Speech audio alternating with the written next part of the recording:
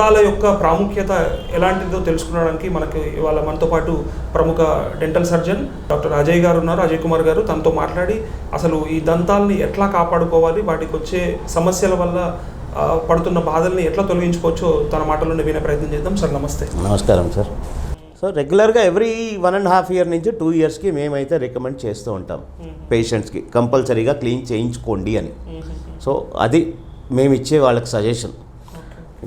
ఇంకా ఏ టెక్నాలజీస్ వచ్చాయి సార్? అంటే స్ప్లింటింగ్ అని, లేదంటే బోన్ గ్రాఫ్టింగ్ అని, ఫ్లాప్ సర్జరీ అని వచ్చాయి కదా. వీటన్నిటికీ అంటే ఎలాంటి టైంలో తీసుకోవచ్చు ఈ చికిత్సలని ఇట్లాంటి? సార్ ఇప్పుడు ఫ్లాప్ సర్జరీ కానీ బోన్ గ్రాఫ్టింగ్, ఫ్లాప్ సర్జరీ తర్వాత బోన్ గ్రాఫ్టింగ్ అని చేస్తారు సార్. ఇప్పుడు మనకు ఫ్లాప్ సర్జరీలో ఏం చేస్తారు అంటే చిగుర్లు అన్నీ ఓపెన్ చేస్తారు సార్. పన్నుకి ఏదైతే అటాచ్మెంట్ ఉంటుందో దూరం జరిపేసి పన్ను లోపల నుంచి ఏదైతే మొత్తం ఇన్ని రోజులు మనం తిన్నది అక్కడ ఇరుక్కుందో, ఈ కొందరు వచ్చి కంప్లైంట్ ఇస్తూ ఉంటారు, సార్ ఈ పళ్ళు మధ్యలో బాగా ఇరుక్కుంటుంది సార్ ఫుడ్ అని. అప్పుడు మేము ఎక్స్రే తీసుకొని చూస్తాం ఏం ప్రాబ్లం ఉంది అనేది. అక్కడ బోన్ లాస్ ఉంటుంది. ఆ బోన్ లాస్ని ఎట్లా ఫిలప్ చేయాలి అనేది అది ఫస్ట్ ఓపెన్ చేసి లోపల నుంచి అంతా ఏదైతే మనం తిన్నది అన్నీ ఉన్నాయో అక్కడ ఇరుక్కొని ఉన్నాయో టిష్యూ కానీ అన్నీ క్లీన్ చేసేస్తాం. క్లీన్ చేసి లోపల ఫ్రెష్గా బోన్ కనబడాలి మనకి. బోన్ కనబడ్డప్పుడు ఏం చేస్తాము, ఎక్కడైతే అవసరం ఉంది పాకెట్స్ అంటాం అన్నమాట. ఈ గ్రాఫ్టింగ్ చేయడానికి అవసరమైంది పాకెట్స్.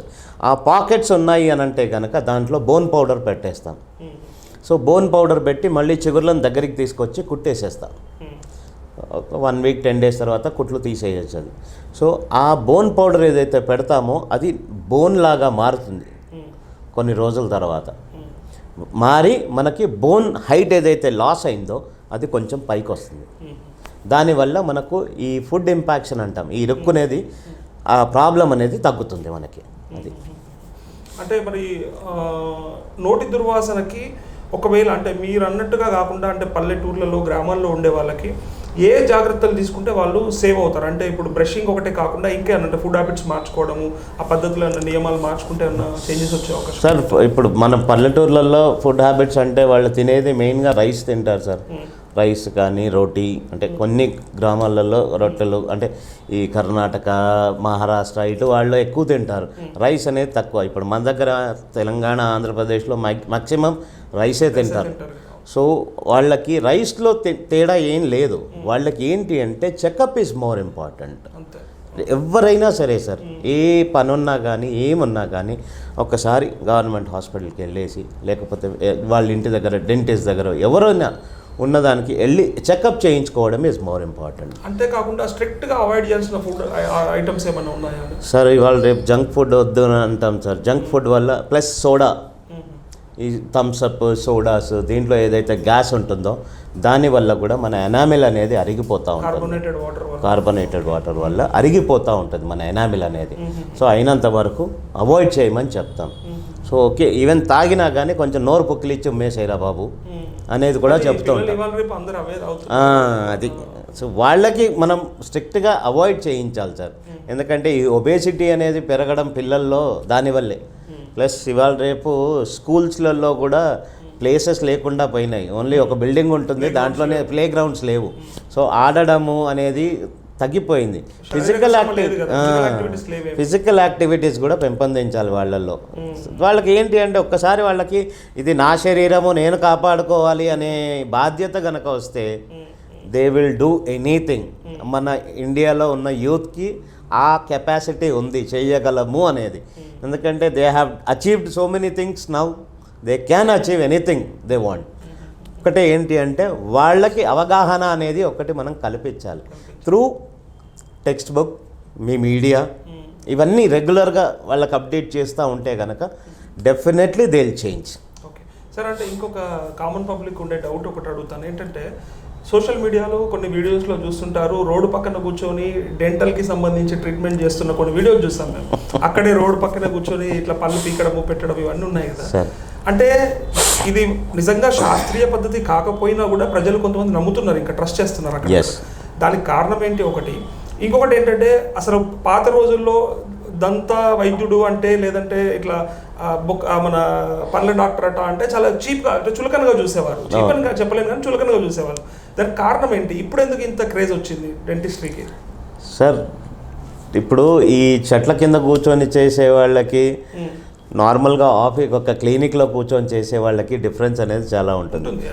వాళ్ళు ఎందుకు అంటే వాళ్ళ ఫాదర్స్ వాళ్ళ ఫాదర్స్ పని చేస్తూ ఉండేవాళ్ళేమో సేమ్ థింగ్. కొందరికి ఏంటి అంటే పెట్టుకోలేని పరిస్థితి ఉంటుంది. కొందరు పేషెంట్స్ నార్మల్ ఇప్పుడు విలేజెస్లో కానీ లేకపోతే ఏదైనా కుగ్రామంలో కానీ కొన్ని ప్లేసెస్లో చూసాను. అదే నేను అదంటున్నా, అంత తక్కువగా అయిపోయేదానికి ఇన్ని వేలు పెట్టి ఎందుకు రావాలి సార్? అది శాస్త్రీయ పద్ధతి కాదు సార్. That they are called quacks. వాళ్ళది వాళ్ళ పద్ధతి, వాళ్ళు చేస్తూ ఉంటారు. ప్రాబ్లమ్స్ చాలా వస్తాయి కానీ పేషెంట్ ఏముంది అంటే ఇప్పుడైతే అయిపోయింది కదా, టెంపరీ రిలీఫ్ అయితే అయిపోయింది కదా అని. ఎందుకంటే వాళ్ళకి అనెస్థీషియా ఎలా ఇవ్వాలి తెలీదు. ఇప్పుడు ఏదో నా దగ్గర పని చేసేవాళ్ళు, నా దగ్గర 10 సార్లు నేను చేస్తున్నది చూసి పోయి బయట పెట్టుకొని చేసేవాళ్ళు చాలామంది ఉంటారు. అట్లా డెంటిస్టుల దగ్గర పని చేసి బయటికి వెళ్ళి చేసేవాళ్ళు చాలామంది ఉన్నారు. సో బట్ వాళ్ళు టెక్నికల్గా ఇప్పుడు మేము 5 years కోర్స్ చేసినాం సార్. 5 years, మా అప్పుడు 4.5 years ఉంటుంది. ఇప్పుడు దాన్ని కుదించి 4 yearsకి చేశారు. సో అన్నేళ్ళు మేము చదువుకునేది దేని గురించి అంటే పేషెంట్కి ప్రాబ్లం రావద్దు. రేపు ఇప్పుడు మేము ఇంత పెద్దగా క్లినిక్ సెటప్ చేసుకొని ఇక్కడ మేము ఏదైనా తప్పు చేసినామంటే రేపు మా డిగ్రీ లాగేసుకుంటారు, మా మీద కేసెస్ అవుతాయి, అన్నీ ఉంటాయి. సో ఏదైతే ఎవరు చేసే పని వాళ్ళు చేస్తే బాగుంటుంది అని నేను చెప్తాను సార్. నేను ఎవరి దగ్గరనో చూసి నేర్చుకున్నాను అంటే మీకు హ్యాండ్స్ ఆన్ ఎక్స్పీరియన్స్ ఉండదు.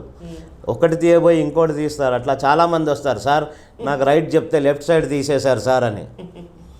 సో అది వాళ్ళకు అక్కడికి అసలు ఆ అడ్వైజే మేము ఇవ్వము, పోవద్దు అనే చెప్తాం. నాటు వైద్యం కొన్నిట్లలో పనిచేస్తుంది, అన్నిట్లలో పనిచేయదు. అది అంటే పిల్లలకు కూడా మందు వేసేవాళ్ళు అట్లా ఉంటారు కదా, అందుకోసమని అడిగాను సార్. చేసేవాళ్ళు చాలామంది చేస్తున్నారు సార్. ఏదో జిమ్మిక్స్ చేస్తూ ఉంటారు అంటే మనం ఏమో అదొక సామెత ఉంది కదా సార్, కోటి విద్యలు కూటి కొరకే అనే టైప్లో అందరూ చేస్తూ ఉంటారు. దాంట్లో చెయ్యొద్దు అని మేము అన్నది చెప్పము. బట్ ఒకటే ఏంటి అంటే వాళ్ళకి కరెక్ట్గా గైడెన్స్ అనేది ఇవ్వడం ఈజ్ మోర్ ఇంపార్టెంట్. అది నా ఇన్నేళ్ళ ఎక్స్పీరియన్స్లో నేను అది నేర్చుకున్నాను. ఓకే, నేను ఇందాక అడిగిన ఇంకో ప్రశ్న, అది ఒకప్పుడు ఆ పల్లె డాక్టర్ అంటే చులకనగా చూసేవారు, ఇప్పుడు ఎందుకు అంత క్రేజ్ వచ్చింది, ఎందుకు అంత వాడకంలోకి వచ్చింది అని అడిగాను నేను. దానికి మీరు అంటే ఏం చెప్తారు సార్? ఇంతకుముందు పళ్ళ డాక్టర్ అని అంటే ఏ రోజైనా కానీ అప్పుడు ఆ పాతకాలంలో పళ్ళు ప్రాబ్లం వచ్చింది అంటే పీకేయడము ఈజ్ ద ఓన్లీ సొల్యూషన్ ఉండేది. అప్పుడు కట్టడము చేయించుకునేవాళ్ళు కొందరు, కానీ అందరూ అఫోర్డ్ చేయలేకపోయేవాళ్ళు. అప్పుడు చాలా తక్కువ ఉండేది. బట్ కొందరు ఎట్లయితే మనకు ఈ టెక్నాలజీ పెరుగుతూ పోతుందో దాంట్లో యూసేజ్ మెటీరియల్స్లలో కూడా తేడా ఉంటుంది. బెస్ట్ మెటీరియల్స్ యూస్ చేసి బెస్ట్ ట్రీట్మెంట్ చేసేవాళ్ళు దేర్ హండ్రెడ్స్ ఆఫ్ డెంటిస్ట్. ఇంతకుముందులాగా కాస్ట్ ఆఫ్ లివింగ్ అనేది చాలా ఎక్కువ అయిపోయింది ఇప్పుడు. సో మెటీరియల్స్ కూడా కాస్ట్ పెరుగుతుంది సార్. సో మేము కూడా అట్లానే చార్జ్ చేయాల్సి వస్తుంది పేషెంట్ల దగ్గర. దానివల్ల ఇంతకుముందు ఏదైతే ఉండిందో ఓకే ఫైన్, అప్పుడు చాలా తక్కువ ఉండింది. అండ్ పళ్ళే కదా ఈ 32కి ఇన్నేళ్ళు ఎందుకు చదవడం అనేది ఉండేది. ఇప్పుడు ఇట్ హ్యాస్ చేంజ్డ్. ఎట్లయితే లేటెస్ట్ మీకు మీడియా వాళ్ళు కానీ పబ్లిసిటీ చేసేవాళ్ళు ఎంత వాళ్ళకి అవగాహన కల్పించి ఈ స్టేజ్కి తెచ్చారు. Compulsory I do admire them. Okay sir, అంటే ఏ వయసు నుంచి పళ్ళు వదులవ్వడము ఊడిపోవడం జరుగుతుంది, అప్పుడు వాళ్ళు తీసుకోవాల్సిన జాగ్రత్తలు ఏంటి సార్? ఇప్పుడు పాల పళ్ళకి ఇంకా పర్మనెంట్ పళ్ళకి అయితే ఆల్రెడీ చెప్పాను నేను. ఇట్స్ 6.5 years నుంచి స్టార్ట్ 12-13 years వరకు అయిపోతుంది. యూజువలీ మనం కేర్ తీసుకోలేదు అంటే 45 నుంచి స్టార్ట్ అవుతాయి సార్ ప్రాబ్లమ్స్ అనేది. అందుకే మేమేమంటామంటే ఎవ్రీ 6 monthsకి స్టార్ట్ చేయండి. క్లీనింగ్ అనేది కాదు, జస్ట్ విజిట్ ఎ డెంటిస్ట్. ఒక్కసారి చూపెట్టుకొని ఏం ప్రాబ్లం ఉంది, మీకు ఏదైనా ప్రాబ్లం ఉంది అని అంటే చెప్పుకుంటే దాన్ని ఏం చేయగలుగుతారు అనే డెంటిస్ట్ చెప్తారు మీకు. మీ డాక్టర్ కానీ పర్సనల్ డాక్టర్ కానీ any doctor who is near by you or whom you trust వెళ్ళి చూపెట్టుకుంటే దానికి ఏం ప్రాబ్లం ఉంది అనేది వాళ్ళు డిటెక్ట్ చేసి చెప్తారు. దాన్ని అప్పుడే మనం సరి చేసుకున్నాం అనుకోండి, ఫ్యూచర్లో పోయి ఇంకా పెద్దగా కాకుండా మీకు మీ బడ్జెట్ లోపల అయిపోతుంది. అది మీరు దాన్ని డిలే చేసి ఇప్పుడే లేదులే తర్వాత చూసుకుందాం అనుకున్నారు అనుకోండి, రైట్ అది సరే. అలాంటప్పుడు అంటే బీపీలు షుగర్ల వల్ల కూడా పంటి ఆరోగ్యం దెబ్బతింటుంది, లేదంటే పళ్ళ వల్ల బీపీ షుగర్ ఏమైనా అట్లా ఉంటుందా? ఒకటి అవినావ సంబంధం సార్ షుగర్ వల్ల ఉంటుంది సార్. షుగర్ వల్ల నార్మల్గా కూడా షుగర్ వచ్చింది అనగానే పేషెంట్ సగం చిక్కిపోతారు, లా ఉన్న వాళ్ళు కూడా టాబ్లెట్స్ వల్ల కానీ వాళ్ళ పర్సనల్ అంటే షుగర్ వచ్చింది అనగానే వాళ్ళు షుగర్ బంద్ చేస్తారు, టీలో కాఫీలలో అన్నిట్లలో స్వీట్స్ తినడం బంద్ చేస్తారు. సో ఆటోమేటిక్గా మనకి ఇంత బాడీలో షుగర్ ఉంది అంటేనే మనకు ఫ్యాట్ కంటెంట్ ఎక్కువ ఉంటుంది. సో అది తగ్గింది అనుకోండి ఆటోమేటిక్గా వాళ్ళు కూడా ఎస్ షుగర్ వల్ల అనేది ఏంటంటే యూజువలీ బోన్ లాస్ ఉంటుంది సార్. ఎప్పుడైతే బోన్ లాస్ ఈవెన్ మనకు దవడలో కూడా ఎముక ఉంటుంది, అక్కడ మనకి బోన్ ఉంటుంది కాబట్టి అక్కడ బోన్ లాస్ అయింది అంటే చిగురు కూడా కిందికి వెళ్ళిపోతుంది. ఎందుకంటే bone is supporting the gum. ఎప్పుడైతే బోన్ లాస్ అయిందో చిగురు కూడా కిందికి వెళ్ళిపోతుంది. దానివల్ల పంటికి పట్టు అనేది తగ్గుతుంది, దానివల్ల అవి ఊగడం మొదలవుతాయి. సో అందుకు మేము ఏంటి అంటే ఎవ్రీ 6 monthsకి చెకప్ అనేది more important sir. The best. మీకు ఎవరికైనా సరే 6 నెలలకు ఒకసారి చెకప్ చేయించుకోండి, ఏం రాకుండా మీ పళ్ళు పాడు కాకుండా మేము చూసుకుంటాం డెంటిస్ట్లో. అదొక్కటి మీరు ప్రయత్నం చేయండి, మా ప్రయత్నం మేము చేస్తాం ఇక్కడ నుంచి. సార్ అంటే ఇంకొకటి ఏంటంటే పన్ను పీకితే తీసేస్తే అది కంటి ఆరోగ్యానికి ఎక్కడో చేటు చేస్తుందని చెప్పి అంటుంటారు, ఇది నిజమంటే అది అపోహనా సార్? నాకు తెలిసి అపోహ సార్ అది. ఎందుకు అంటే యూజువలీ మనకి పంటి ప్రాబ్లమ్స్ అనేవి ఎప్పుడు స్టార్ట్ అవుతాయి సార్? 40-45 years నుంచి స్టార్ట్ అవుతాయి. అప్పటిదాకా మనం అన్నీ ఆల్ కైండ్స్ ఆఫ్ ఫుడ్ తింటాం, అన్ని రకాల ఫుడ్స్ తింటాం, నాన్ వెజ్ వెజిటేరియన్ అని కాదు. అది కాకుండా జంక్ ఫుడ్ ఉంది, ఇవాళ రేపు కార్బొనేటెడ్ వాటర్, సోడా కానీ ఇది Thums Ups, all cool drinks. So దాంట్లో ఏమవుతుంది అంటే 40-45 years ఏజ్ మధ్యలో ఎవరికైనా కంటి చూపు ప్రాబ్లమ్స్ అనేవి మొదలవుతాయి. యూజువల్గా that is due to your age. So ఆ టైంలో మీకు పన్ను పాడైంది, పన్ను తీయించుకున్నాను అనగానే నెక్స్ట్ డే లేకుంటే మీకు ఆ అపోహ పోవాలి అంటే ఏం చేయాలి అంటే డెంటిస్ట్ దగ్గరికి వచ్చే మొదలు ఐ చెకప్ చేయించేసుకొని డెంటిస్ట్ దగ్గరికి రండి. డెంటిస్ట్ దగ్గరికి వచ్చి మీరు పన్ను పీకించుకొని మళ్ళీ 6 నెలల తర్వాత మళ్ళీ చెకప్ చేయించుకోండి. తేడా ఏముంది అనేది చెప్పండి వాళ్ళని. సో అదైతే 100% రాంగ్, అది అపోహనే. సో అలా తీయించేసుకోవడం వల్ల ఏ సమస్య ఇప్పుడు మేము ఈ ఆర్థోడాంటిక్ క్లిప్ ట్రీట్మెంట్ చేస్తుంటాం సార్ పిల్లలకి 14 years 15 years వాళ్ళకి. మేము పళ్ళు ఎక్కడైతే క్రిస్ క్రాస్గా ఉన్నాయి, పళ్ళ ప్లేస్ లేదు, ఒకదానికొకటి క్రౌడింగ్ ఉంది, ఒకదానిపైన ఒక పన్ను ఉంది అన్నప్పుడు మేము ఒక పన్ను తీయాల్సి వస్తుంది. ఓ రైట్ సైడ్లో ఒకటి, లెఫ్ట్ సైడ్లో ఒకటి తీసి దీన్ని సెట్ చేయాల్సి వస్తుంది మాకు. సో అక్కడ ఆ ఏజ్లో మేము పీకినప్పుడే వాళ్ళకి ఏం కాదు. సో ఫ్యూచర్లో ఏమైనా అవుతుంది అంటే ఇవాళ రేపు కంప్యూటర్స్, ఈ ఫోన్లు, మొబైల్ ఫోన్లు వచ్చేసి యూసేజ్ బాగా ఎక్కువ అయిపోయి కంటి దగ్గర పెట్టుకొని చూస్తూ ఉంటారు. సో దానివల్ల ఆల్రెడీ వాళ్లకు అద్దాలు వచ్చేసినాయి, కళ్ళద్దాలు వచ్చినాయి, దానివల్ల సగం చూపు పోయింది అక్కడ. సో మేము చేసినందువల్ల అయింది అనేది మాత్రం 100% అపోహ సార్.